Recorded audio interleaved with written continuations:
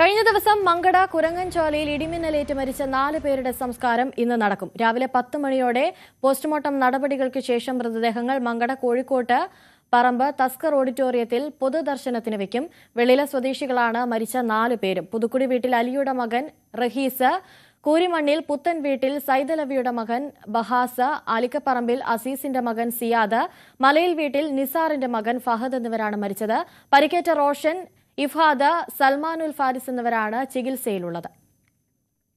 CV. Anumod ചേരുന്നുണ്ട് കൂടുതൽ വിവരങ്ങളുമായി. അനുമോദ്, അതിദാരുണമായൊരു വാർത്തയാണ് പുറത്തുവരുന്നത്. ഇപ്പോൾ ചികിത്സയിലുള്ളവരുടെ ആരോഗ്യസ്ഥിതി എങ്ങനെയാണ്? അതുപോലെ തന്നെ ഈ മരിച്ചവരുടെ മൃതദേഹങ്ങൾ എത്ര മണിയോടെയാണ് പൊതുദർശനത്തിനെത്തിക്കുക?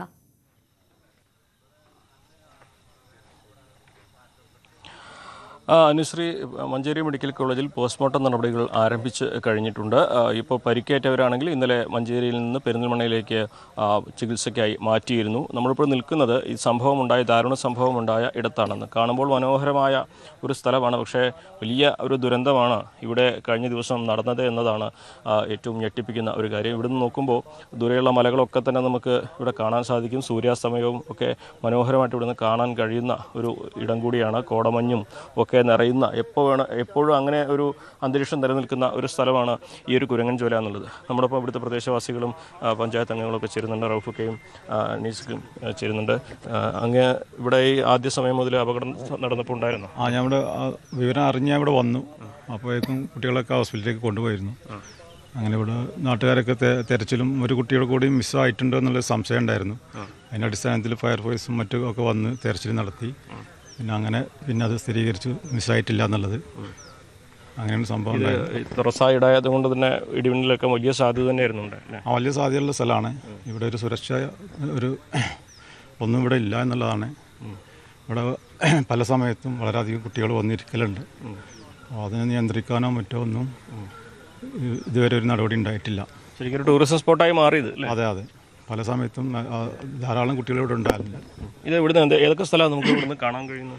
ഇവിടുന്ന് പെരിന്തൽമണ്ണ, മലപ്പുറം, മഞ്ചേരിൻ്റെ അടുത്ത പ്രദേശത്തും ജില്ലയിലെ ഏറ്റവും ടോപ്പായിട്ട് നിൽക്കുന്ന മലയാണ് ഈ മല. ഇതിൻ്റെ മുകളിൽ ഇതിൻ്റെ മുന്നേ ഇതുപോലെ പ്രശ്നങ്ങളുണ്ടായി ആളുകളൊക്കെ പുറത്തുനിന്നൊക്കെ വരുന്നൊരു സാഹചര്യം ഉണ്ടായിരുന്നു. അതന്ന് പോലീസൊക്കെ കർശനമായിട്ട് നിയന്ത്രിച്ച് ഇപ്പോൾ അങ്ങോട്ടൊന്നും വല്ലാതെ പോകുന്നില്ല. ഇതിലൂടെ ഇന്നലെ രാത്രിയിൽ വേഗം വരെ തെരച്ചിലുണ്ടായിരുന്നു അല്ലേ? അതെ, രാത്രി 9 മണി വരെ ഇവിടെ ഫയർഫോഴ്സും മറ്റു നാട്ടുകാരും സന്നദ്ധ സംഘടനകളൊക്കെ തെരച്ചിൽ നടത്തി. പിന്നെ ആരും മിസ്സായിട്ടില്ല എന്ന് തെളിഞ്ഞതിന് ശേഷമാണ് തെരച്ചിൽ നിർത്തിയത്. ഇപ്പോൾ സത്യം പറഞ്ഞാൽ ഒരു പ്രാദേശിക ടൂറിസം കേന്ദ്രമായിട്ടൊന്ന് മാറിക്കഴിഞ്ഞു. പക്ഷേ ആളുകൾ എത്തുന്നതിനോ അവരെ മറ്റു കാര്യങ്ങളൊന്നും തന്നെ ഇല്ലാത്ത അവസ്ഥ. അത് നിർഭാഗ്യമായ സംഭവമാണ്. ഇത് സാധാരണ ഉണ്ടാവില്ല. ഒരു പിന്നിൽ പ്രകൃതിയായിട്ടുണ്ടായ ഒരു സംഭവമാണല്ലോ. പക്ഷേ നല്ല പ്രകൃതിമായ രാവിലെയും വൈകുന്നേരമൊക്കെ ഇത് കുറച്ചുകൂടി മഴക്കാലമായപ്പോൾ നല്ല മേഘങ്ങൾ ഇറങ്ങി ആകാശം താഴേക്ക് ഇറങ്ങി വന്ന പോലത്തെ ഒരു അനുഭവം ഉണ്ടാകുന്നുണ്ട്. നിരവധി ഫാമിലി അടക്കമുള്ള ടൂറിസ്റ്റുകൾ ഉണ്ടാകുന്നുണ്ട്.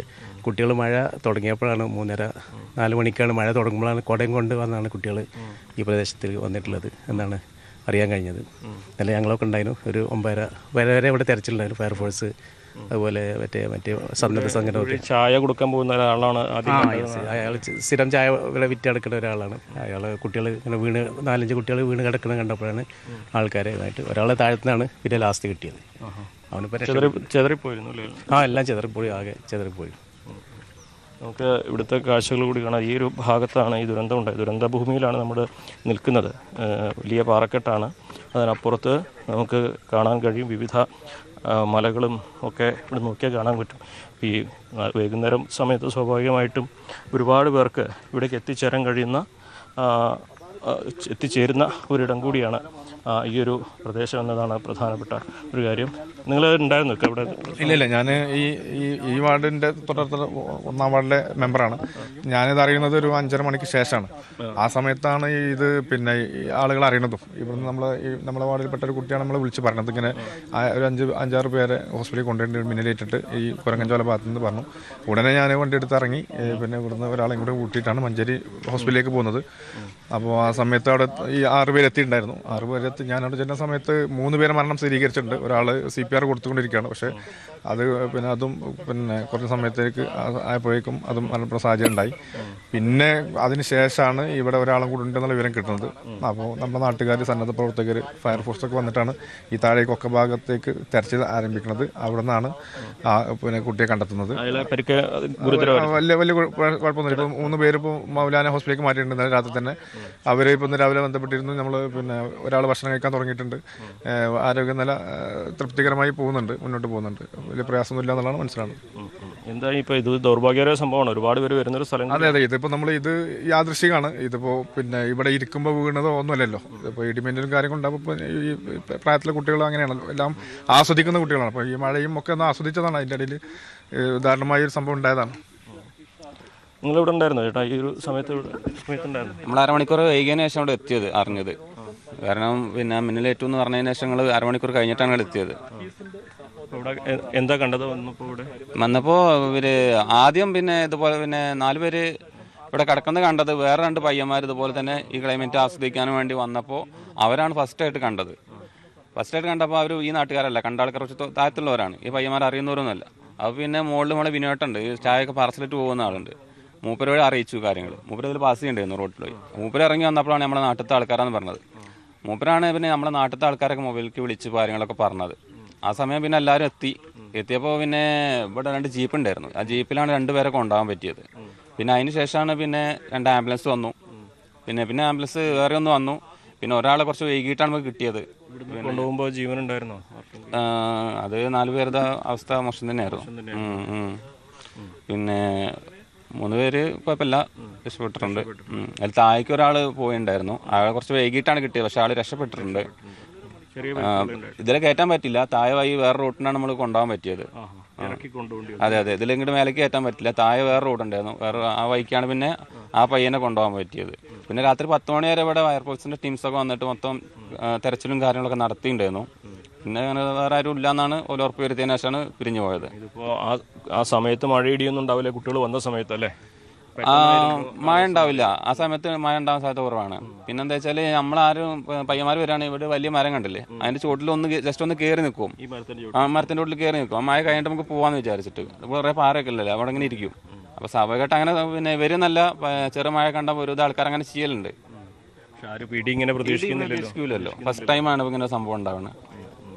എന്നാണെങ്കിലും നിങ്ങൾക്കെല്ലാം വല്ലാത്തൊരു ഞെട്ടലായിരിക്കും അല്ലേ? നല്ല ഞെട്ടൽ തന്നെയാണ്. നമ്മുടെ നാട്ടിൽ ഇങ്ങനെ സംഭവം എന്നൊക്കെ പറഞ്ഞാൽ വല്ലാത്തൊരു മാനസികാവസ്ഥയിലാണ് ഇവരൊക്കെ. കാരണം എല്ലാവരും ഇവിടെ വന്ന് കാഴ്ചകളൊക്കെ കണ്ട് റീൽസും ഫോട്ടോസും ഒക്കെ ചിത്രീകരിച്ച് വളരെ സന്തോഷത്തോടെ മടങ്ങി പോകുന്ന ഒരിടമാണ്. അത്രയധികം പ്രകൃതി മനോഹരമായിരുന്ന ഒരു സ്ഥലമാണ്. പക്ഷെ അവിടെയാണ് ഈ ഒരു ദുരന്തം നടന്നിട്ടുള്ളത്, ഈ ദുരന്ത ഭൂമിയായി മാറിയത് എന്നുള്ളതാണ് സങ്കടകരമായ കാര്യം. എന്താണെങ്കിലും 4 പേരുടെ മരണം സ്ഥിരീകരിച്ച് ഇവിടുന്ന് കൊണ്ടുപോകുമ്പോൾ തന്നെ അവരുടെ നില അതീവ ഗുരുതരമായിരുന്നു. രക്ഷപ്പെട്ട 3 പേരുടെ ആരോഗ്യനില മെച്ചപ്പെട്ടു വരുന്നുണ്ട് എന്നുള്ളതാണ് ഏറ്റവും ആശ്വാസം നൽകുന്ന ഒരു കാര്യം. അവർ പെരിന്തൽമണ്ണയിലെ സ്വകാര്യ ആശുപത്രിയിലാണ് ഇപ്പോൾ ഉള്ളത്. അതേസമയം മരിച്ചവരുടെ പോസ്റ്റ്മോർട്ടം നടപടികൾ ഇപ്പോൾ മഞ്ചേരി മെഡിക്കൽ കോളേജിൽ ആരംഭിച്ചിട്ടുണ്ട്. 10 മണിക്ക് ശേഷം പോസ്റ്റ്മോർട്ടത്തിന് ശേഷം ഇവിടെ കൊണ്ടുവന്ന് പൊതുദർശനം 1 മണിക്കൂറോളം സമയമുണ്ടാകും. അതിനുശേഷമായിരിക്കും സംസ്കാര ചടങ്ങുകൾ. കഴിഞ്ഞ ദിവസമായിരുന്നു മങ്കട കുരങ്ങൻചോലയിൽ ഇടിമിന്നലേറ്റ് 4 പേർ മരിക്കുന്ന സാഹചര്യമുണ്ടായത്. അവരുടെ സംസ്കാരം ഇന്ന് നടക്കും. രാവിലെ 10 മണിയോടെയാണ് പോസ്റ്റ്മോർട്ടം നടപടികൾ നടക്കുക. അതിനുശേഷമായിരിക്കും സംസ്കാരവും പൊതുദർശനം അടക്കമുള്ള നടപടികൾ ഉണ്ടാവുക. CB അനുമോദാണ് കൂടുതൽ വിവരങ്ങൾ നൽകിയത്.